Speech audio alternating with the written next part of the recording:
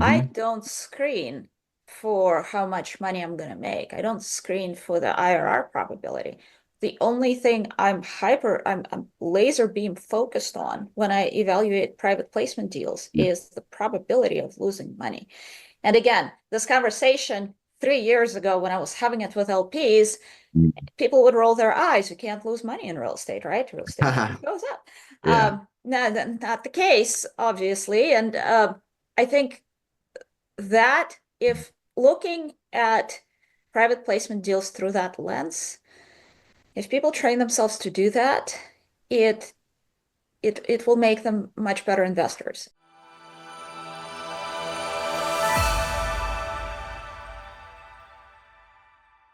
Hi, Adam Gower here, founder of gowercrowd.com and host of this podcast series, Real Estate Market Watch, current events through a real estate lens. Now, my guest today is Leyla Kunimoto, who is helping investors navigate private markets from the LP seat. She's a limited partner and she does investing in partnerships, and she puts out a newsletter on Substack. I will include a link to her bio on LinkedIn and also to that Substack in the show notes for today's episode. And she has been writing some pretty detailed and advanced thinking on the commercial real estate world, how to evaluate sponsors, how to evaluate deals, red flags to look for, etc. And importantly, she speaks to a lot of LPs, of limited partners, passive investors, and also to a lot of sponsors as she trawls through deals. So her uh, perspective is that of an aggregation, if you like, of investor and sponsor sentiment. That is what we are primarily going to be talking about today. If you've not already done so, while you are there at gowercrowd.com, checking out her LinkedIn profile and other links to her activity online, please subscribe to the Gower Crowd newsletter. It comes out with each of these podcasts with some detailed analytics, and occasionally I share some various other AI tools and tricks and tactics that I'm using, and capital raising techniques and digital marketing stuff. Hopefully, you'll find it interesting. You can always unsubscribe, of course, but give it a whirl. It's all there at gowercrowd.com. Okay, that's it. Coming up next, Leyla Kunimoto. Leyla, super nice to meet you. Thanks so much. I've been following you quite a lot on LinkedIn, and I do love your posts. And I'm on your email list, so I get your emails, and they're always very thorough.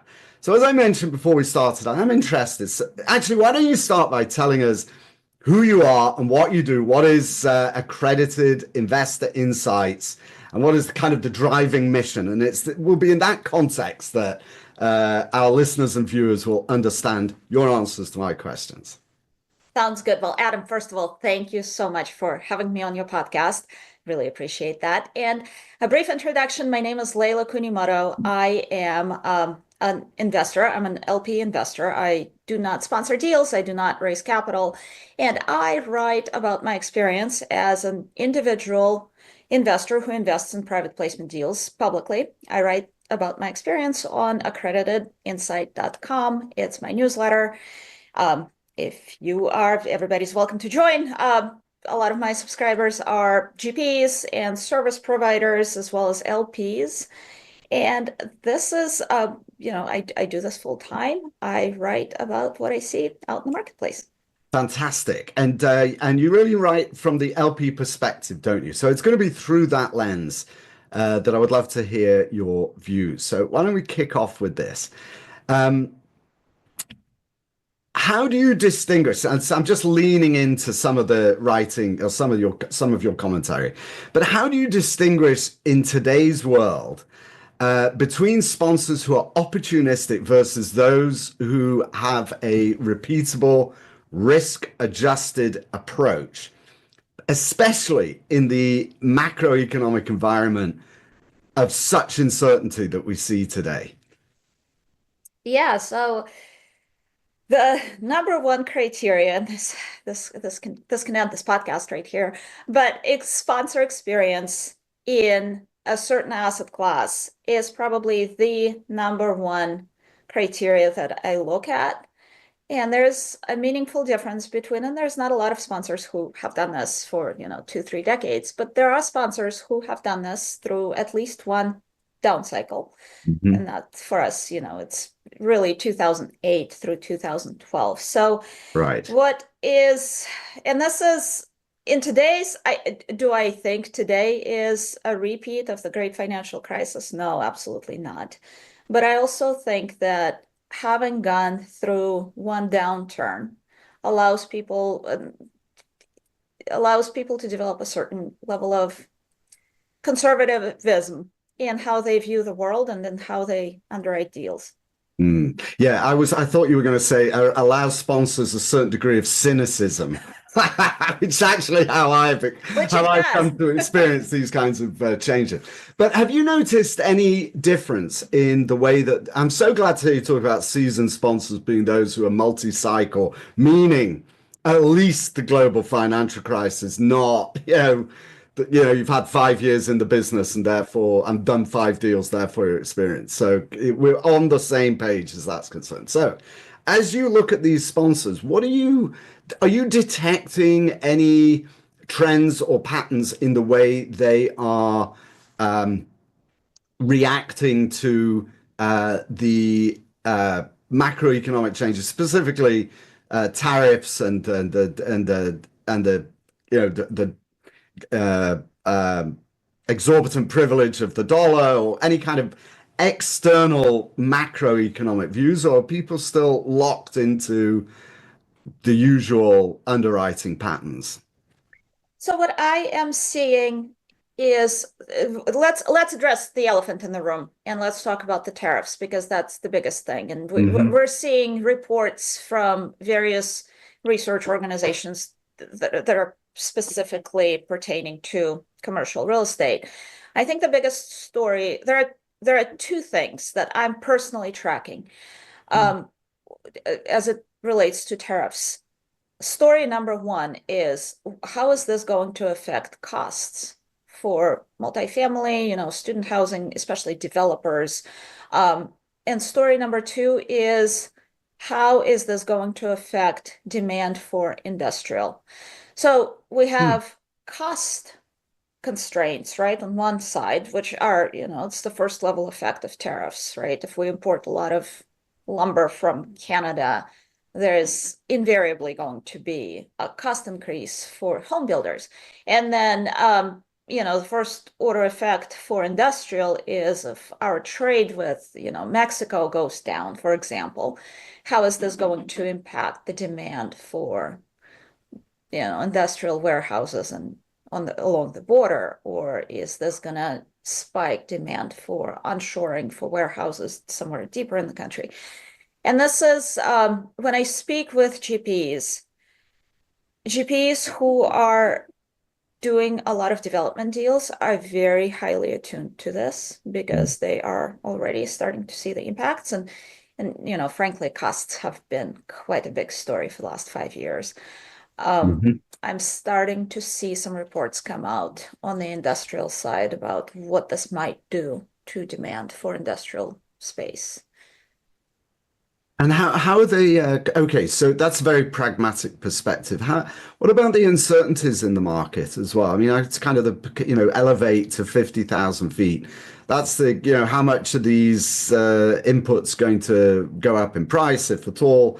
Are we going to be able to find tenants for our buildings, etc.? But from a macroeconomic perspective, is there any are sponsors looking? I mean, again, talking about these multi-cycle sponsors who've been through it, right? Who got specifically going into the global financial crisis. There was no sense that there was going to be any kind of collapse until it happened, and then we all looked back and thought, "Oh my goodness, that was so obvious." Well, even then, I don't think we really thought it was obvious. But is there any sense of in the kind of macroeconomic instability in the market, or people just chugging along, dealing with the usual cost increases and where we're going to get tenants kind of narrative? I think real estate is such a slow-moving beast, and there's so much stuff that's already kind of in motion Mm, that the knee-jerk reaction that I can, confidently say I'm hearing is this. There's uncertainty on the capital side. So LPs, from institutional LPs, from what we hear, right, to down to retail LPs, there's a little bit more uncertainty and there's perhaps a little bit more of a pause. Um, but then, it's really hard to tease out what percentage of that is due to, the higher cost of capital, the fact that a lot of deals still don't pencil for a lot of sponsors, and and how much of this can be attributed to the fact that we're dealing with tariffs and macro maybe headwinds. and so what kind of uncertainty on the capital side? Can you just flesh that out a bit for me? Yeah. What are their concerns? Yeah. So what I'm hearing, and again, my little perch in the world is I'm an LP speaking to other LPs and GPs, right? Hmm. And perhaps, capital providers are going to have a much better, much more intelligent answer to this question. But from my little perch in the world, what I'm seeing is I'm seeing sponsors who have excellent track records, who are now trying to go out into the world and establish new sources of capital for equity. They're looking as a retail investor. Individual retail investors are notoriously difficult to reach, right? We're a very expensive group of people um, to to market to versus an institution. But I'm seeing groups that used to exclusively work with institutional capital. I'm seeing those groups try to make a concerted effort to go and Hmm. capture some of the retail money. Okay, so that's on the equity side. What about on the debt side? Are there any concerns about well, I mean, we could lean into the Fed and Fed policy, etc. So why don't we do that a little bit? What is the sentiment around interest rates at the federal level, and also, again, we can back down from this level if you like as well. But the pressure that the administration is putting on the Fed to reduce interest rates, does that seem to be good or ultimately not so good? So anybody who's sitting on deals financed with floating debt, of Mm, course, is highly sensitive to what the Fed is doing. So you have a kind of a bifurcation of the market. There are some sponsors who have an inordinate amount of deals that were financed with floating debt that are still, standing, that need to that need to purchase new rate caps, mm, or that are dealing with very marginal cash flow. And then, so that's the one side, and that side very actively roots for the Fed bringing interest rates down. The other mm, side of the equation is GPs who have the capital, who have access to additional capital, who are trying to find deals that pencil. And what we're seeing today is, given the cost of capital, a lot of things still do not work, frankly, without very aggressive assumptions. So I'm I'm not qualified to be speaking to what's going to happen with the economy. All I right. really So, am not. well, nobody is really. I mean, ask We any can read tea leaves. ask Yeah. any economist to make a prediction, and they'll roll over and roll their eyes out. So don't worry about it. What about so as you okay? So when you talk to these seasoned sponsors, is there any noticeable switch in tone? I mean, the perspective that I'm getting to is that my perspective is that there's so much uncertainty at the moment that it's better to hold fire, right? To just not be in a rush to get into the market, not to jump into the market just to keep a team active. I mean, once again, it's my cynical perspective, but to keep your work your office active by generating fees and just continuing to do deals for the sake of it. All right, but sponsors who are sensitized to the possibility of a downturn it's similar to something that or an environment that reminds them of what happened during the GFC. Are you coming across sponsors like that who are saying, yeah, we're not doing anything until we have clearer understanding of where the economy is going? Or is everybody hyperactive?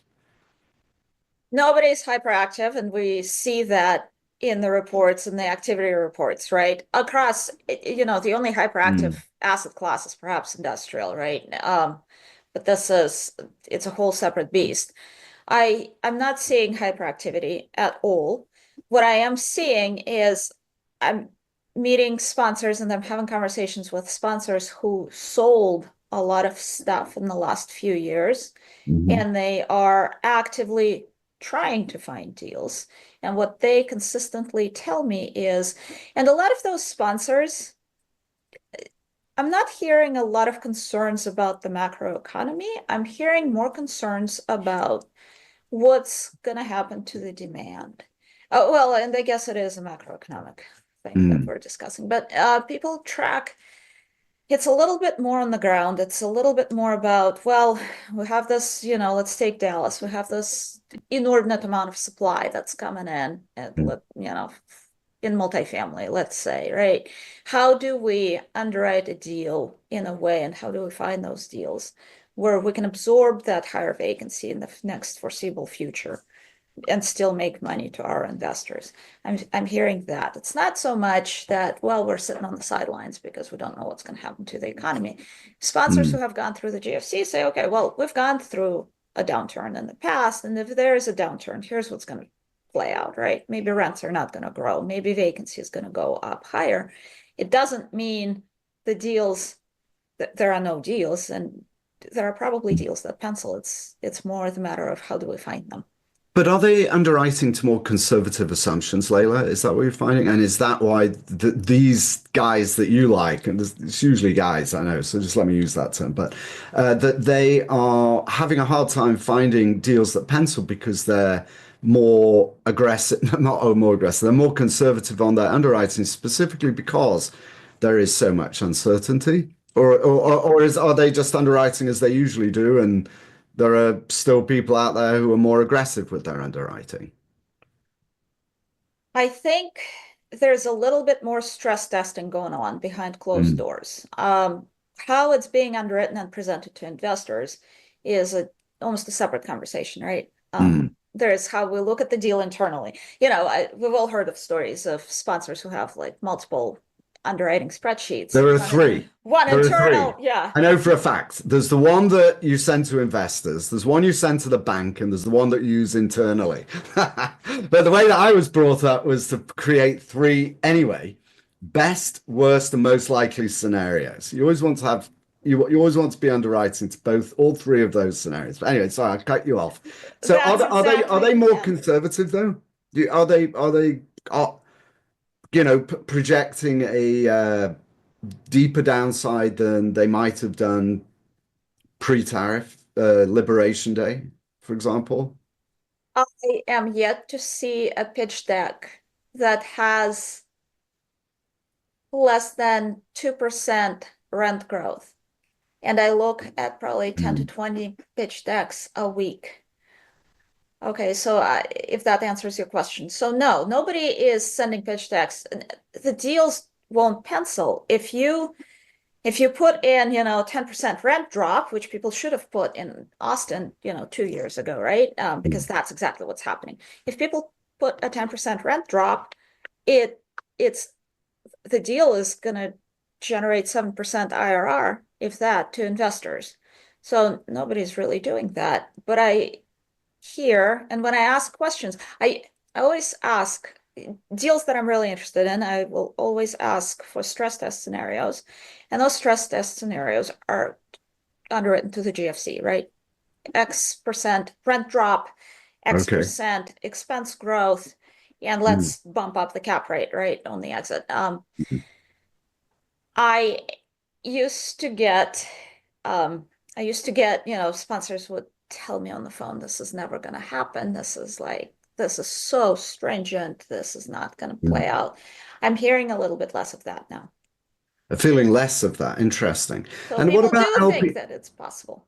There's a possibility. I think generally the market, by and large, is now a little bit more open to the possibility that things are not always going to go up in a straight line to the right. And that's on the LP side as well. So so you've been, so I don't want to say anything that you didn't want me to say, so we'll just be careful. But you've been looking at, or you deal with LPs and you talk to LPs. How has their sentiment changed over the course of the time you've been dealing with them, and particularly in the last few months?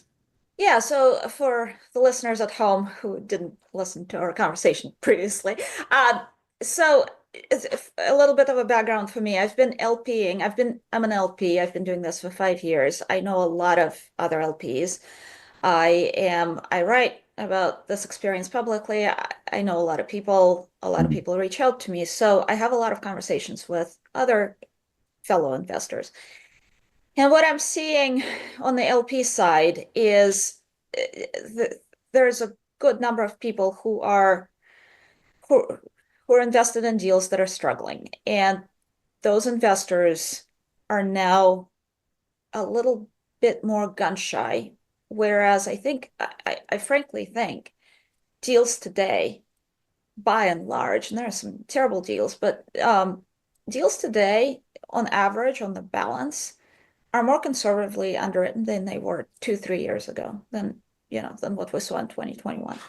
There's just a sense of caution.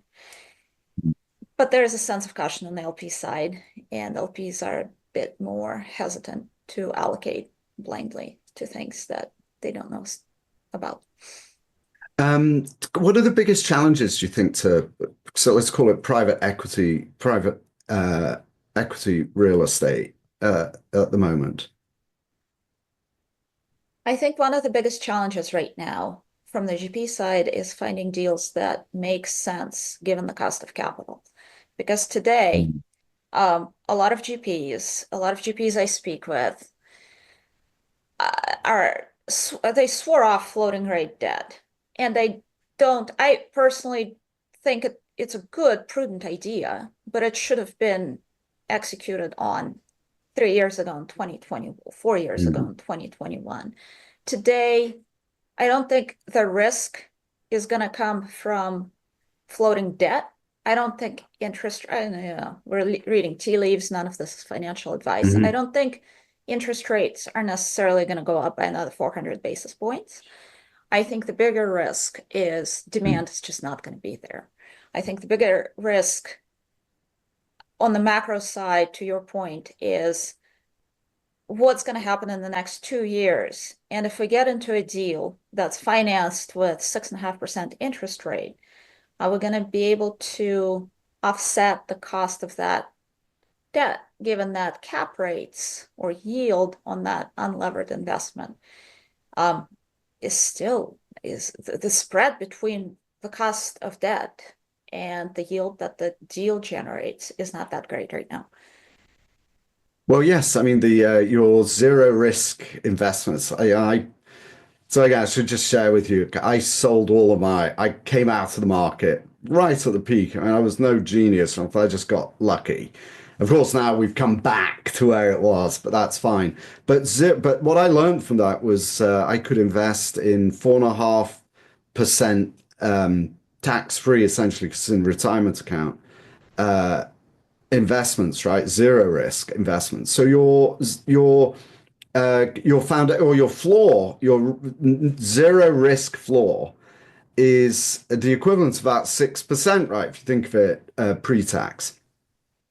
So to take on the risk of investing in real estate, you really got to see a delta that makes up for that risk. It wasn't that long ago that a 6% return would be quite happy with that, with zero interest rate on the bank in the bank. So is there any shift in investor sense? Were they looking for higher returns? Are they still attracted by higher returns? Like, what are the biggest mistakes you think the LPs make when they look at deals, and screen them and decide to invest? All right, you brought up one excellent point. risk-free rate is absolutely, a variable, right, that LPs should consider. The point number two LPs should consider is liquidity of those investments Right. and the probability of any given investment to go down to zero. I Hmm. don't screen for how much money I'm going to make. I don't screen for the IRR probability. The only thing I'm laser beam focused on when I evaluate private placement deals is the probability of losing money. And again, this conversation 3 years ago when I was having it with LPs, people would roll their eyes. You can't lose money in real estate, right? Real estate market goes up. Yeah. No, not the case, obviously. And I think that if looking at private placement deals through that lens, if people train themselves to do that, it it will make them much better investors. And the reason why is, I can run numbers and I can show you this in the spreadsheet, but making 3-4% positive IRR for 10 years straight versus making 20% on half of your deals and losing your money on the other 10% of your deals is, your results are going to be better with lower return where you avoid losses. So losses of equity decimate your internal IRR so much. They have such a negative impact on this that that's the focus. That should be the sole focus. Well, yes, and even it's first of all, you and I are 100% aligned. I am extremely loss averse. And I only look at that's the first thing I look at. Okay, so what is the likelihood I'm going to lose everything? And so when you start from that position, not how much am I going to make, when you start from this loss aversion perspective, you look at deals from through a very different lens altogether. This idea that you make the best way to make money in real estate is to make it slowly. And then the other way to think about it is, gosh, I mean, you use the term 4%. Oh my goodness, over 10 years. But if you think about putting on 2% compounded in weight over 10 years, you realize that you wouldn't want to be there, but you might want your savings to be there, especially because it does also generally impact your exit value as well. But you got to look long term. All right, so let me ask you this: are you seeing anybody? And I remember I'm just going to mention his name. I do know him, but Dick Ziman, I remember selling out. He was it Argent? I forget. It was a long time ago, before the GFC. Went all to cash, unbelievable, and then formed Rexford Industrial, who've just become a behemoth in the industry. And that was very prescient. And that's kind of what I'm getting at, as loss averse as you are you not seeing, are you seeing any GPs who are saying, yeah, we're selling, we're going to cash and we're going to wait until we see more clarity. We think there's going to be a significant downturn and we want to be sitting in cash and ready to act when that happens again. Are you seeing any of that? I'll tell you a story if you have time to listen. Sure. So in 2020, when I first started looking at private placement Mm. commercial real estate deals, I went to Dallas. And in Dallas at the time, you get off the plane and there were huge billboards advertising masterminds that would teach you to raise other people's money, essentially, and syndicate deals. Really? And the story was the I did that and I went and I looked at some of those things and I got on that kind of opened my eyes to how crazy the things were becoming. So I got on some deals and I got on some distribution lists and started looking at deals. And the first thing that struck me was how tightly the deals were underwritten. Like everything had to go just right for those deals to make money. In retrospect, now, looking at it 5 years later, a lot of things did go right for a few years after that, right? Mhm. So rents skyrocketed and expenses were skyrocketed too, but not as fast as the rent. So a lot of money was still made. But what I did is at the time is um, I went into county records and I started doing searches for who was selling those deals. A lot of those deals were only making money for the sellers. So I went into county records and started doing a search on who was selling those deals, and that was the beginnings of my very long list of GPs. And then I got on the phone and I started calling those groups and asking them, hey, I noticed that you're a seller. Do you syndicate deals? If you syndicate deals, can I be on your distribution list? Yada yada. So some of those groups would get on the phone with me and say, listen, we are down from 40,000 units to 10, and we want to bring it down to 0 in the next year. No, we're not buying anything. We're not syndicating. So some of those groups are now syndicating deals. When I talk to them, I can name three, and I'm not going to name them for obvious reasons, but I can name three groups in that scenario. They were net sellers. Some of them started selling too early, like in 2019, and they sat out the entire run up from 2020 to 22. And then we're just back to probably 2020 levels right now as far as pricing goes. So some of those groups are still sitting in cash. Many of them have a hard time finding deals. So the deals are not obviously good just quite yet. And now you have the added bonus of macro headwinds and uncertainty, right? It's not that those groups are necessarily telling me that, well, we're uncertain and we just don't know. They're telling me that from the bottom up analysis, from deals don't pencil, they're still too expensive, prices are still too high. Who knows if it's going to come down? That's not a good question. And maybe, for all we know, rates might come down 200 basis points. Is there a common thread characteristic amongst those shops that are sitting on cash and waiting? So They've been something around for a long time. they've been around for a long time. Yeah. Hmm. And some groups, and I can name another set of groups that have been around for a long time and they're doing deals. Some Hmm. of them have to because you have to, and they invest throughout the cycle, and that's fine. They do it conservatively. They don't lose money. They don't project 15% IRR today. And there's a high likelihood that those deals are not going to lose money and make whatever they project. There are those groups too.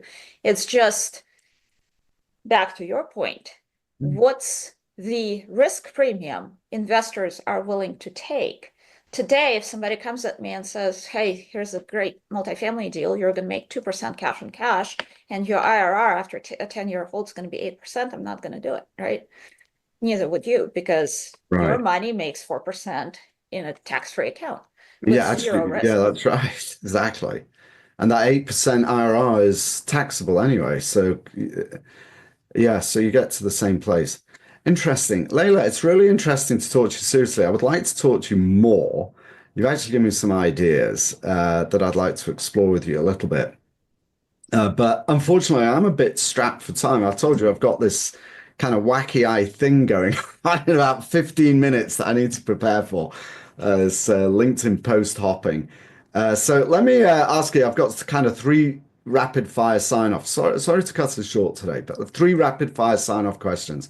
And then I'd love to meet with you again if you're up for that, informally and unrecorded next time. So my rapid fire sign off questions are. So, what are the two or three market signals that you personally watch that give you an early warning sign of any shifts in the industry? What are you watching? Kind of key macro indicators. On the macro side, I watch the 10-year T rate, Hmm. okay, treasury rate. I think that I can talk for an hour as to why it's important. Hmm. On a little bit more on the ground level, I am very carefully watching and supply for any given for any given asset class. Um, I John Kenneth Galbraith, a great author, and he has a quote that economic projections are basically in place to make astrology look respectable. So That's a I'm great. kind of that. I'm of that opinion. Yeah, but what are anyway, go look, I get it. All right. That's a very funny quote. I do love these kinds of things, these kinds of quotes. All right. So if one of your GP sponsor friends who's sitting on cash or a limited partner, and I know you don't give advice, that's okay. But sitting on cash, what would you be telling them to do? Or let me give you this example. Let's say it's a better example, easier one to answer. You win $1 million on the lottery, right? So you get $1 million. What would you do with that now? Pay bills. Pay Pay bills. after you've Pay paid your bills. bills. Come on, talk about Just investing side. We keep it in cash. Would you rush out and buy some of those higher risk deals? What are you gonna do? I'd keep it in cash and I would try to get very narrow on what my buy box is. I personally, I know what my buy box is, but for somebody who is, who came into it, I get this question quite a bit, actually. People Mm. will sell a business and they have a lot of cash coming in. What do I do with cash? And my answer to that is always the same. You can make 4% risk-free, right? So there's no harm, no foul, but get really tight on what your buy box is. Really understand what you're trying to go after. Okay, last question. How can listeners or viewers find you? Love this question. And listeners can find me on social media. My name is Leyla with a Y, Leyla. If you type it into Google, you'll land on one of my profile pictures. But I also write a newsletter. It's you can find it at www.accreditedinsight.com. And also on LinkedIn, right? Which is where I met you. I'm on LinkedIn and I'm on X. I'm permanently online, so you can easily find me. All right, good for you. All right, Leyla Kunimoto, co-founder of Accredited Investor Insights.